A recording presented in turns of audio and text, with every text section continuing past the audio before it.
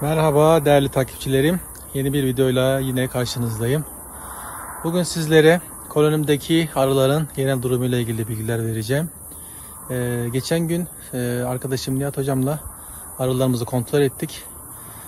Ben bu arıları yaklaşık bir ay önce bir kovan olarak ve 10 çıta olarak almıştım. Daha doğrusu kovanı sağ olsun Nihat hocam kendisi bana verdi. Buradaki yerinde bana kendisi sağladı sağ olsun. 10 tane çıta aldım arılı bir şekilde, bu senenin arıları. Bir tane de kraliçe ile beraber. Daha sonra aradan biraz zaman geçti. Tabi belli bir süre kontrol edemedik.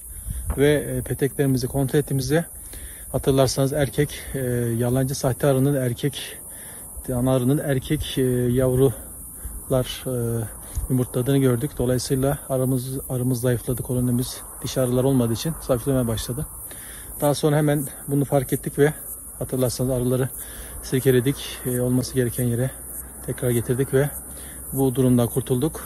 Yeni bu senenin yüzüklerinden çıkan arıların kendi üretmiş olduğu analardan bir tane koyduk ve anamızı kabul etti ve peteğimiz devam etti. Daha sonra tekrar belli bir süre geçti. Kontrolümüzde de bu sefer yavruları görüyorduk. Kapalı sıvalı yavruları. Ve kapalıydı. Biz de bekledik. Bir süre daha bekledik çünkü çıkacaklardı. Ama daha sonra biliyorsunuz yavru çürüğü hastalığı var. Bu hastalıkta yavruların içinde belli bir süre kalıyor ve belli sebeplerle soğuk alması vesaire gibi sebeplerle yavrular çıkamıyor. İçeride ölüyorlar ve belli bir süre sonra zaten çürüme oluyor. Bu adi şekilde yavru çürüklüğü. Bir de Amerikan ve Avrupa var. Bunlar tabii daha tehlikeli ve bulaşıcı. Bizimkinin adi olduğunu tahmin ediyoruz. Adi yavru çürüğü hastalığı. Bunun o farkına vardık. Daha doğrusu kesin değil ama öyle görünüyor. Çünkü hala yumurtadan çıkmadı yavrularımız. Dolayısıyla dünkü kontrolümüzde buradaki 3 tane daha önce ayırmıştık. 3 çıtamızı bir kovana, diğer 3 çıtayı bir kovana koymuştuk. Bir tane canlı arılı olan bir tane peteği silkelemiştik. Canlı arıları kullandık. Bir tane daha önceden kabartılmış ham petek verdik. Bu petekle anamızın yavru yapmasını sağladık ve bu şekilde yavrular yapıldı. Dünkü kontrolde zaten gördük bunu. Yavrularımız yerinde, yeni ananın yavruları ve kapalı bir şekilde bekliyor. Kimi açık beyaz yavrular görünüyor, kimisini de kapatmış. Dolayısıyla bunlar da önümüzdeki günlerde çıkacağını tahmin ediyoruz. Ama biz sezon çok az kaldı. Aralarımız da çok zayıf. Sayıyı artırmak için bir tane daha yeni doğmuş arılı bir tane kovan daha destek almak istiyoruz. Komşumuz Uğur Bey var. Ondan bir tane bu şekilde bir kovan alırsak biraz daha arımız güçlenir diye düşünüyoruz. Artı önümüzdeki dönemde de burada çiçekler bitti. Yazıhan'da ayçiçek tarlaları var. Oradaki ayçiçeklerden tekrar bal almaya devam eder, nektar gelir düşüncesiyle arımızı oraya taşımayı düşünüyoruz. Önümüzdeki günlerde zaten bununla ilgili de videomuzu çekersek sizinle paylaşırız. Dolayısıyla genel bir kontrol yaptık. Bunu bugün sizinle paylaşacağım. Eğer kanaldaki içerikler, videolar hoşunuza gidiyorsa kanalımıza abone olmayı ve sevdiklerinizle paylaşmayı lütfen ihmal etmeyin. İsterseniz videomuza geçelim. İyi seyirler dilerim. Evet değerli dostlar, kovanımız kraliçe oğula gitmiş. Ondan sonra yeni ana yapmış. Sonra anasını kaybetmiş. Sonra sahte analar yapmış. Derken 10 çıtadan 4 çıtaya düştü. Sonra yavrularını çürüttü, hasta etti. Sonra bir tane ana verdik, kabul etti. Şimdi o anamızı bulalım. Ondan sonra bunun hasta çıtalarını bir kenara alacağız. Yeni örülmüş başka kovandan çıtaları buna verdik. Bak şöyle çekebilirsin. Yakın çek. Ondan sonra bunlar başka kovandan örülmüş. Bak kapanmış. İçi dolu yavru. Bu kovanı güçlendirmek için. Şimdi bizim yavru çürüğü hastalığının sebebi herhalde anladığım kadarıyla biz erkek yavrulardan dolayı kolonimiz zayıfladı ve dolayısıyla dişi işçi arısı üretemedik ve kolonimiz zayıfladı. Evet. Bu sebeple arılarda fazla kalabalık olmadığı için üşüttük arıları. Aynen. Zaten birkaç gün 8-9 dereceye düşmüştü hatırlarsan. Aynen. Bu sebeple yavru çürüğü hastalığına yakalandık. Ama dolayısıyla bir an önce yavru çıkmaz oldu. Evet, bir an önce önlem alıp gerekli yeni yavruya, genç yavruya önlemleri alıp koyacağız kovanımızı. Bakalım. Kovanımızın genç nüfusunu artırmamız lazım. Hiç saldırmıyorlar çünkü biraz rahatsızlar. Bir an önce güçlenelim diyorlar. Kraliçemiz nerede? Bak bu başka kovandan aldığımız taze, yeni. Bunu kabartmadan vermiştik değil mi? Kabartılı mı vermiştik? Kabartmıştı başka Kabartmıştı, kovan, evet. yeni oğuldan. Hazır Bak vermiştik. günlük yavrular, günlük yumurtalar. Şu gözlerin içine daha yaklaştırırsan kurtçukları görürsün. Evet. Bazıları birkaç günlük, bazıları kapanmış. Şu kapalılar yavru herhalde değil mi? Tabii Evet. bunlar çıkacak ve kovan canlanacak inşallah. Bir de bu yüzüne bak. Evet. Böyle üstünde arı çok olması lazım Zaten ki arılarımız genç olduğu belli. Çok ısıtsın. küçük. Çok küçük değil mi boyutu? Genç arılar. Yeni çıkanlar genç Evet. olacak bunlar. Birkaç aylık Bunlar yaşlandılar. böyle. Evet, tamam. O yüzden kovanımız zayıf düşüyor. Genç olsa canlanacaklar. Bir bunu vermiştim. Bir de şunu verdim. Yine başka kovandan örülmüş. Bir de bir tane de hazır. Taze örülmüş. Evet. Bak yavrularla doldurulmuş. Yavrular Güzellerine içinde şöyle kapanmamış değil mi? yaklaştın Daha- mı? daha Yok kapanmamış. Küçük kapatacaklar. küçük kurtçukları görebilirsen. Evet. Bakalım nerede? Bak yuvarlak yuvarlak olmuş kurtçuklar. Evet. Şöyle hiç sabitle böyle beklet bir yerde. Evet görünüyor. Biraz hava karardığı için net görmeyebiliriz. Bir tane de sadece arı çıkmıştık değil mi hocam? Bir tane Aynen, de buna arıdan başka destek kovandan olmuştuk günlük çünkü yavru arımız çok azalmıştı. Çıkmıştık buna. Şimdi kraliçemiz nerede onu bulalım. Aha burada bak. Evet. Bak. Kraliçemiz geziyor. Kocaman. Evet. Onu boyamamız lazım 2025'in mavisine. Evet, maviyle boyası Gördün mü? olur. Daha yakın çekiyor mu? Evet çekiyorum. İşte bu. Buralara günlük yumurta atıyor o şimdi. Koyarken, alırken, verirken dikkat edeceğiz. Nazlı kraliçe saklanıyor. Ya biz Altlara, arılar kenarlara çok gidiyor. gerçekten ilgi istiyor, çok alaka istiyor. Biz bunlarla ne kadar çok Evet. hemhal olursak, ilgilenirsek o kadar bize ballarından veriyorlar. Dolayısıyla biz birkaç gün bakamadık herhalde değil mi? Bu Birkaç gün birkaç geride gün, kaldık, Yani bakamadık. birkaç hafta geri kaldı anasız kaldığı için. Kovanımız zayıf düştü. Şimdi buna 2 tane takviye yeni örülmüş çıta verdik. Ve biraz yavru silkeledik. Tekrar bir tane daha silkeleyeceğiz. Bir tane de yeni çıkmaya başlayan bir şey verirsek buna, Komşumuzdan bir tane de yeni çıkmış arı Evet. desteği alabilirsek çok daha iyi olur. bir tane daha silkelememiz lazım önüne. Yeni yavrular içine girecek, yabancılar eski yavrular da gidecek. Bu şekilde. Yakından çekebilirsin. Bak kabartmaya başlamışlar bu arada. Son çıtamızı ballık olarak kabartıyorlar. Daha yakın şurayı çek. Bak şurayı. Heh, kabartılmış. Bunlar Yaklaşmaya da böyle. eldivenim yok ya. Bir şey olmaz. Kaldıran yok henüz. Şimdi buna bir de takviye olarak şu şeyli, bak yakın çekebilirsin. Peki bizim Kek yeni aldığımız neyli? ham peteklerden versek olmaz mı? Polenli Bu çıta gerçi hazır vereceğiz. polenli, evet. Bu Hem polenli çıta. gıda olarak kullanacaklar. Tabii yavruları, Hem de- anayı bununla besleyecekler. Şu anda Şöyle. bal akımı olduğu için şerbet vermiyoruz ki balımıza Tabii. karışmasın. Aynen. Şöyle polenli çıtamızı da veriyoruz. Başka kovandan. Şimdi buna bir güzel bir ya da 2 çıta silkeledim mi bu arımız açığı kapatmak için uğraşacak inşallah. Bazen böyle sorunlar oluyor. Çıtalar büyük geliyor. Niçin biri büyük biri küçük yapıyorlar anlamıyorum. Bu da bizi sıkıntıya sokuyor. Bir arıcının kovanı küçük, bir arıcının büyük. Küçük testereyle bunun çıtanın fazlalığını almamız lazım. Yoksa kovanımıza sığmıyor. Ya Evet. küçük testeremiz burada değil olsaydı şöyle güzelce kesip şey yapacaktık. Şöyle bıçak. Bu arada ben de bugün YouTube'da bayağı arıcılıkla ilgili birçok video izledim. Özellikle yavru çürüğü hastalığı ile ilgili. Birçok tabi şey var, çözümler var.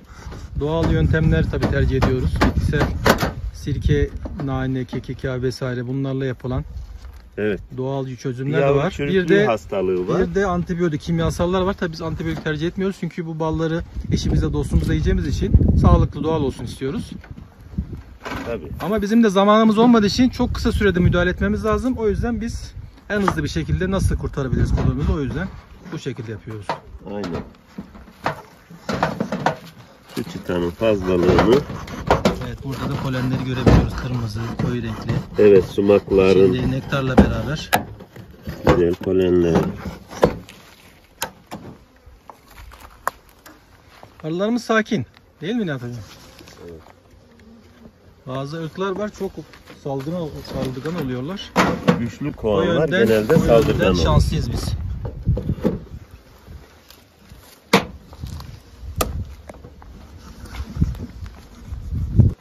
Polenli çıtamızı da verdik. Bunun desteğiyle şey yapacaklar. Kekini de verelim. Evet. Mümkün mertebe kovanımızı. İstanbul 4'lü 5 oldu değil mi? Aynen. Toplam 5 çıtamız var kovanda. Evet, anamızı da gördük. Başka bunun Başka bir genel güzel bakım yapmaya ihtiyaç yok herhalde şu anda. Şimdi Zaten bu mevsimde şerbet vermeyeceğiz. zaten havalar sıcak. Evet. Buranın bal akımı bitmek üzere. Yeni çiçekler açmazsa biz belki ayçiçeği için, Evet, yazağına gidebiliriz değil mi? yazağın bölgesinde bol bol dikilen ayçiçeği için bir oraya bir hicret edebiliriz. Evet. Güzel arımızla. Daha da olmadıysa bununla bölme yaptığımız şu diğer kovanımıza da bir bakalım. Belki dedik bu kovanımız geçer meçer başına bir şey gelir. O yüzden bir Bu tane. straforda özellikleri yapıyoruz ki havalar çok sıcak, yalıtım sağlıyor bu şekilde. Aynen. Yani böyle yaparsak hem karşı taraftan güneşi engellemiş oluyoruz hem de üstündeki yalıtım sağlıyoruz. Evet, Karadeniz ormanları gibi ormanlık olsaydı. Evet, o zaman serin olurdu. Bura bayağı gündüzleri sıcak. 35 dereceleri, hatta bu hafta 38 dereceleri bulacak. Yaptığımız kovanımıza gelelim. Şöyle iki çıta olarak ondan böldüğümüz kovanımıza bir bakalım. Bu arada hem işimizi yapalım hem de sohbet edelim. Ayrıca arkadaşlar da, ilgilenen arkadaşlar da, meslektaşlarımıza bilgi verelim. Sumakları da çekebilirsin yakın olarak. Şimdi bugün izlediğim videolardan öğrendiğim kadarıyla Nihat Hocam, arıların kovanlarımızın yönü de çok önemli. Tabii. Özellikle güneş alması için, soğuk olmaması için güneydoğu. Kışın öyle, evet. Evet, o yönlere koymamız gerekiyor herhalde. Evet, güneye bakması lazım. Bir de İlk güneşi görsün diye. Arının şey yapması için, havalanması için de önünün açık olması lazım, engel olmaması lazım. Bizim Evet, bu kovanların arada açık. bir şey dikkatimi çekti, onu da söyleyeyim. Hı hı. Böyle çıtalar arası boşluk bırakılmaması lazım. Boşluk, İşte üşütmememiz lazım. bir ara arayı. boşluk Evet. kalmış, bu çıta ayrılmış. Araya ne yapmış arı? Evet, Bak, kendi karakovan bağlı örmüş. Evet, boşluğu Kendi birleştirmiş peteğini değil mi? örmüş, bak daha yaklaştır. Evet, şurada bir Evet, bak bu birleştirmiş. arada bu örmüş, onu balla dolduracak. O tamamen kendi yaptığı. İşte boşluk kalmaması lazım. Çok dikkat etmemiz lazım çünkü üşüyor. Safları Arı, bir de sıktıkça kolonimiz çok tutacaklar. zayıf olduğu için üzerini kapayamıyor yavruların ve yavruları üşütüyoruz.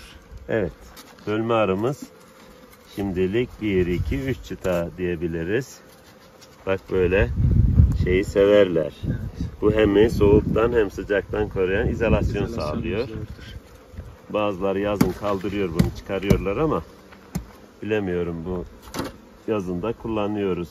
Çok sıcaklardan kurtarmak için. Şöyle bakalım yakından, şöyle şuraya gel. Arının Ön önünde taraftan da durmamız durmayalım, gerekiyor. hemen geleyim ben oraya. Şey yok, saldırgan arımız saldırgan değil. Evet. Böyle Evet. çekim yapalım. Şimdi bakalım bunlar ne yapmış. Bak, Evet. kapalı yavrular. Bunun anası da bu senenin anası. Bakalım bulabilecek miyiz? Neredesin? Kraliçem. Bir de açık delik var mı? Nihat Hocam ona bakalım çünkü yavru çürü hastaların en belirgin özelliği biliyorsun. Tabii. İçinden varova çıktığı zaman Çok doğru. delirerek çıkıyor ve hava alıyor petek ve yavrumuz çürüyor. Evet, bak şurada bir tane var mesela. Evet, bir tane var gördük. Bak. Zaten böyle Şimdi- birkaç tane olduğu zaman, çok fazla yoğun olmadığı zaman bunu ilaçlı çözümle halledebiliyoruz. Evet. Doğal ilaçla çözebiliyoruz bunu. Evet.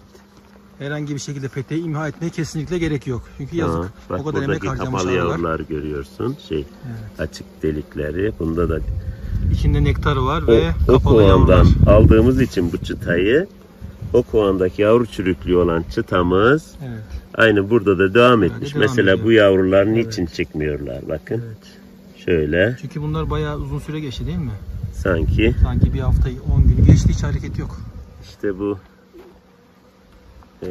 nasıl takip edeceğiz onu? Yavru çürüğü mü değil mi? Şöyle pis bir koku gelmesi Evet, lazım pis koku gelmesi deniliyor. lazım. Çürük olanlardan. Şimdi bunun bir kraliçesini bulalım. Gerekirse bununla onu birleştirelim diyoruz. Oraya bir karakoğan yapmış. İçine bal da koymuş mu? Evet, onda da yavru var. Yavru var. Yavrular var, evet.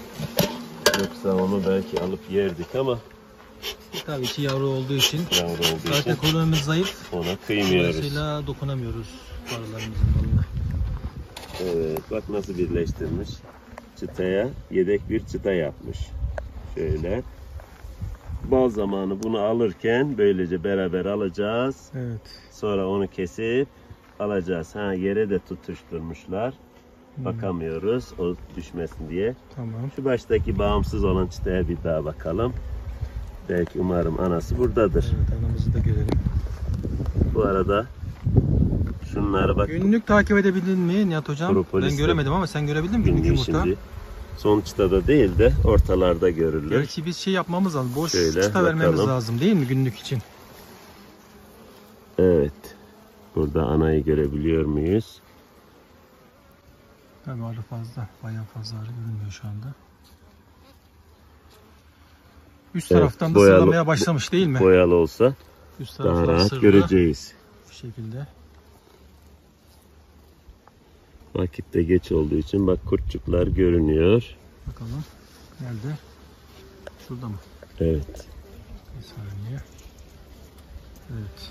Flaşını açabilsem. Bak sarı arılar, düşmanlarımız olan sarı arılar gelmeye başladılar. Hemen Gördün fazla mü? şey yapmadan, istersen rahatsız etmeden kapayalım. Evet. Kraliçemiz arka taraftan var mı? Bir de buraya bakalım. Aşağıda kovanda olabilir mi acaba? İnmiş olabilir. Kovanda da Şu olabilir. indi bakamadığımız genelde ortalarda olur. Gerçi biz şuna bakamadık. Ortada olabilir. Uçtaya Muhtemelen- bakamadık. Evet. Muhtemelen uçtada.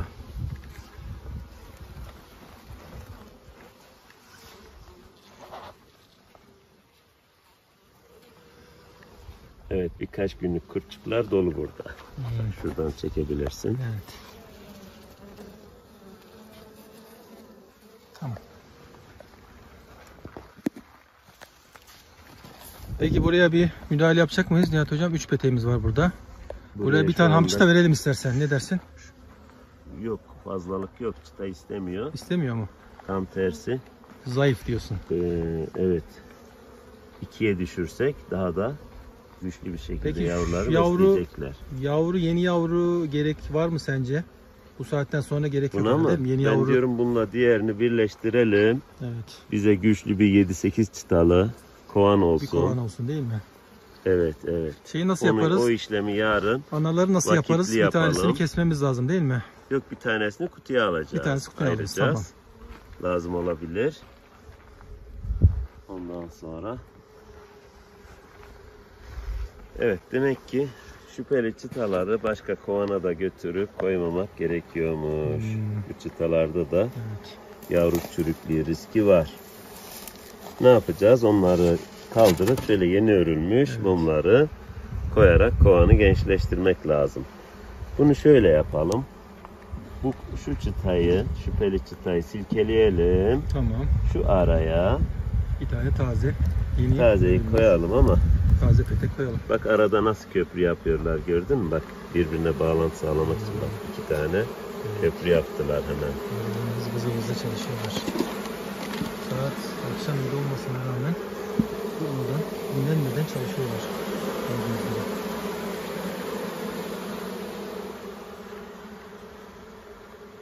Evet, bunu yere de yapıştırdığı için burada tanıyoruz. Şöyle yapayım. Şu birini alayım. Bu tarafa alayım. Şu yeni mumu o tarafa koyalım. Anamız buna yeni yavrularını yapsın. Bu çıtaların kokusundan mıdır nedir? Ana yaklaşmayabilir de.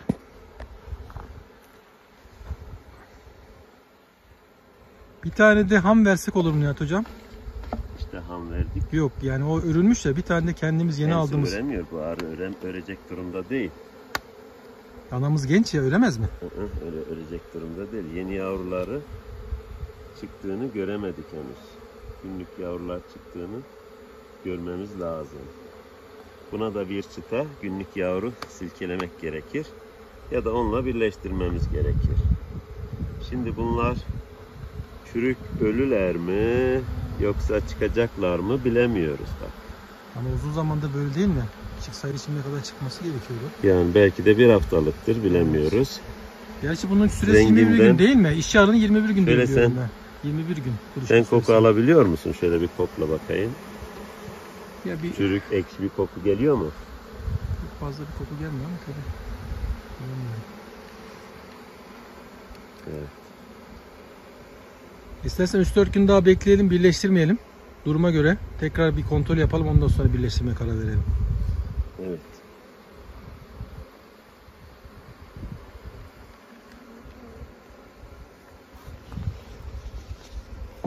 Evet arkadaşlar, bu konuyla ilgili de sizin de yorumlarınız olabilir.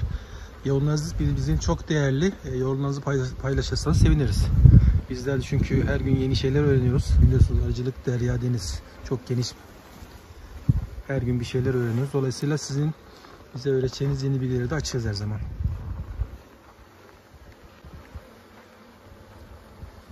Evet. Bu çıta bence şüpheli. Bunun bu kısmını Keselim mi diyorsun? kesip atabiliriz de. Geç kalmadan yapalım diyorsun değil mi? Evet, ya da Çok fazla bunlar kovana yayılma riski var. çıkar mı diye birkaç Hastalığın- gün daha mı bekleyelim? Bilemedim Hastalığın bak. kovana yayılma riski de var ama. Evet. Bak, Bence beyaz beklemeyelim. beyaz duruyorlar. Belki de çürümüş gibi. çıkacaklar. 3-4 gün daha beklesek mi? İşte gün aslında takvime şey yapsaydık, gününü, başlangıç gününü bilseydik en azından He, kaç gün kaldığını yaklaşık tahmin edebilirdik. Evet, evet. Bu en geç bir hafta içinde hepsi çıkması Evet. lazım bunun. Bence biraz daha bekleyelim derim ben. Ama bir sorun var. Bunu bunun içine koyarsak üstünü kapatacak kadar güçlü arısı olmadığından dolayı Peki bir tane arı çırpsak Nihat Hocam? çırpacak arıyı henüz tespit edemedik. Veya komşumuzdan Uğur Bey'den bir tane Evet. genç yavrulu çıta alsak. Evet, bugün ona bir soralım. Evet, öyle bir şey yapabiliriz. Bize bir çıta verir mi diye bir soralım ona. Bunları fazla rahatsız etmeden kapatalım. Herkese iyi seyirler.